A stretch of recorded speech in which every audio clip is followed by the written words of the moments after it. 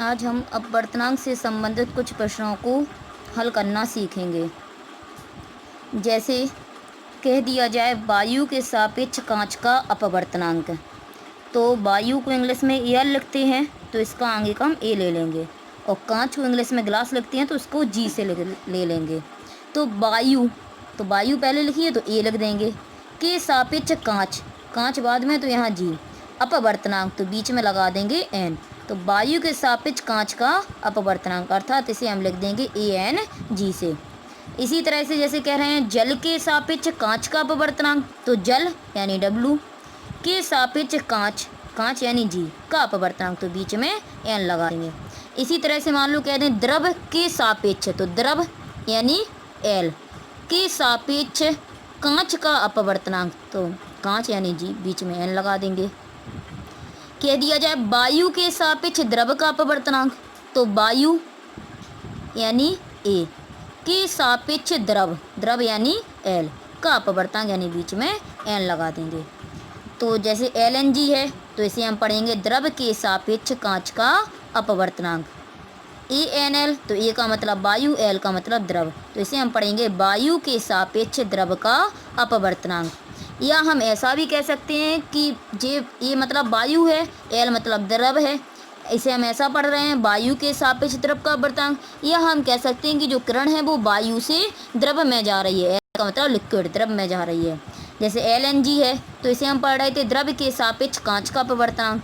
या हम ऐसा भी कह सकते हैं कि जो किरण है वो द्रव से कांच में जा रही है। डब्ल्यू एन जी है तो डब्ल्यू मतलब जल, जी मतलब कांच, तो इसे हम कह सकते हैं कि जो किरण है वो जल से कांच में जा रही है। अगर आ जाए कि यदि किरण जल से कांच में जा रही है तो जल से कांच में जा रही है, तो जल मतलब डब्ल्यू, कांच में जा रही है तो जी बीच में एन लगा देंगे। कह दिया जाए किरण वायु से कांच में जा रही है, तो वायु मतलब ए, कांच में जा रही है तो जी बीच में एन लगा देंगे। या अगर कह दें वायु के सापेक्ष कांच का अपवर्तनांक, तब ए एन जी से लिख देंगे। या कह दें किरण वायु से कांच में जा रही है तो भी हम ए एन जी से लिख सकते हैं। तो वायु के सापेक्ष कांच का अपवर्तनांक अर्थात इसे हम कैसे लिखेंगे, ए एन जी से। अगर इसे हम 1/, में करके लिखें तो उल्टा लिख सकते हैं, ए एन जी को अगर उल्टा लिखेंगे तो लिख सकते हैं हम जी एन ए। तो 1/, में करके लिखें तो उसे हम जस्ट उल्टा कर सकते हैं। जैसे यहाँ कह रहे हैं जल के सापेक्ष कांच का अपवर्तनांक, तो इसे हम लिख सकते हैं डब्ल्यू एन जी, जल डब्ल्यू, कांच जी, अपवर्तनांक तो बीच में एन। तो जो पहले दे रहा है उसे लिख दो, जो बाद में दे रहे हैं उसे लिख दो, बीच में एन लगा दो। अब डब्ल्यू एन जी अगर इसे हम तोड़ें तो एन डब्ल्यू, यानी जो आगे होता है या उसे ऊपर लिखते हैं, वो जो यहाँ पर सबसे मतलब जो पीछे लिखा होता है उसे ऊपर, जो आगे लिखा होता है हम लिख सकते हैं एन जी बटे एन डब्ल्यू। तो एन जी तो है जल के सापेक्ष कांच का अपवर्तनांक, लेकिन एन जी तो एन मतलब अपवर्तनांक, जी मतलब कांच का, तो अपवर्तनांक हो जाएगा कांच का। ऐसी एन डब्ल्यू तो डब्ल्यू मतलब जल, तो जल का अपवर्तनांक। लेकिन हमें पता है हर जगह वायु उपस्थित है, तो कोई भी जो अपवर्तनांक होगा वो वायु के सापेक्ष तो रहेगा ही।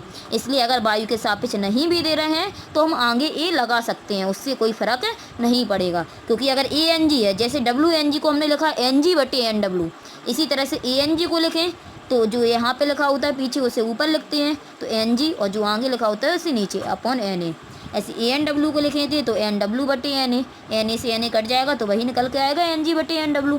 तो अगर आगे ये लगा भी दें तो कोई फर्क नहीं पड़ता है, क्योंकि हर जगह वायु उपस्थित होती है। जैसे ये लिखा हुआ है एल एन जी, तो हमें पता है एल एन जी को हम क्या पढ़ेंगे, द्रव के सापेक्ष कांच का अपवर्तनांक। अगर हम लिखना चाहें तो एल एन जी को इसी तरह से अगर लिखना चाहें तो हम लिख सकते हैं एन जी बटे एन एल, लेकिन अगर इसके आगे ए लगा दें तो कोई फ़र्क नहीं पड़ेगा। लेकिन अगर हम एल एन जी को 1/, में लिखें तो उल्टा लिख सकते हैं जी एन एल, 1/, में लिख दें तो जस्ट उल्टा लिख सकते हैं। और डब्ल्यू एन जी से इस तरह से लिख रहे हैं तो जो पीछे होता है उसे ऊपर, जो आगे होता है उसे नीचे लिखते हैं। अब इस आधार पर हम कुछ सवालों को देखेंगे कि सवाल कैसे हल किए जाते हैं। जैसे यहाँ पर हम एक सवाल देखेंगे। जैसे सवाल दिया गया है वायु के सापेक्ष जल का अपवर्तनांक 4/3 है, तो जल के सापेक्ष वायु का अपवर्तनांक ज्ञात कीजिए।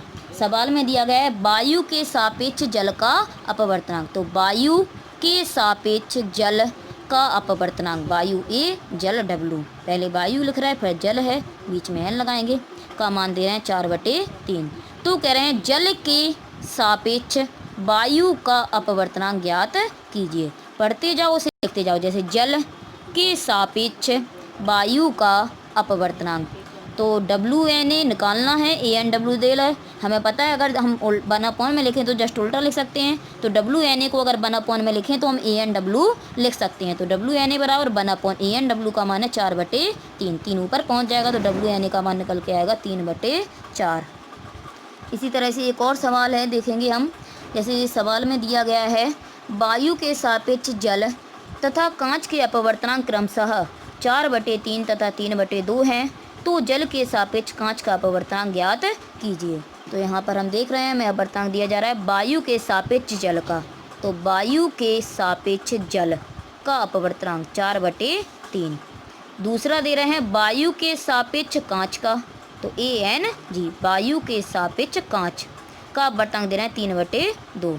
तो कहा जा रहा है जल के सापेक्ष कांच का अपवर्तनांक ज्ञात कीजिए। तो हम WNG को अगर लिखें तो हम ऐसा लिख सकते हैं NG/NW। आगे A लगा दें तो A लगाने से आगे कोई फ़र्क तो पड़ता नहीं है। WNG ANG का मान देखेंगे दे रहे हैं 3/2, जबकि ANW का मान दे रहे हैं 4/3। अगर इनका हम अंदर अंदर बाहर बाहर गुणा कर दें तो WNG का मान निकल के आ जाएगा 9/8। इस तरह से हम इन सवालों को हल करते हैं।